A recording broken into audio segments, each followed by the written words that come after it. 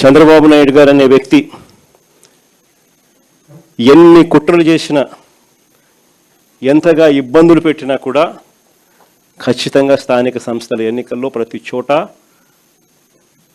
YSR Congress party తరపున జెండా ఎగరేయాలి.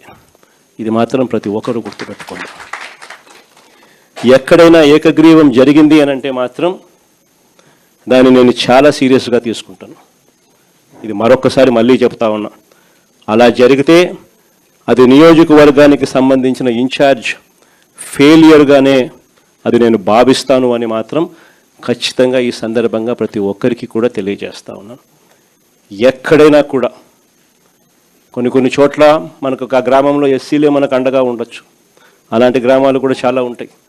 కానీ ఖచ్చితంగా ఆ గ్రామంలో ఆ ఎస్సీల నుంచైనా క్యాండిడేట్ రావాలా, స్థానిక సంస్థల ఎన్నికల్లో పోటీకి సిద్ధం కావాలా, ఆ క్యాండిడేట్కి సపోర్ట్ మీరు చెయ్యాలి, ఆ క్యాండిడేట్కి అనిపించాలి నాకు వైఎస్ఆర్ కాంగ్రెస్ పార్టీ తోడుగా ఉంది, నా ఎమ్మెల్యే క్యాండిడేట్ నా చెయ్యి విడవలేదు, ఊర్లో డామినేషన్ నేను తట్టుకోగలుగుతాను, నిలబడగలుగుతాను అని చెప్పి ఆ క్యాండిడేట్కి అనిపించాలి. అప్పుడే రేపొద్దున జరగబోయే మీ ఎన్నికల్లో ఆ క్యాండిడేట్ అంతే కసితో మీకోసం తోడుగా నిలబడతాడు. మీరు ఆ క్యాండిడేట్ గెలుపు కోసం ఎంత తోడుగా నిలబడతారో ఇప్పుడు ఇది ప్రతి ఒక్కరూ గుర్తెరగమని చెప్పి ప్రతి ఒక్కరికి కూడా ఈ సందర్భంగా తెలియజేస్తా ఉన్నా.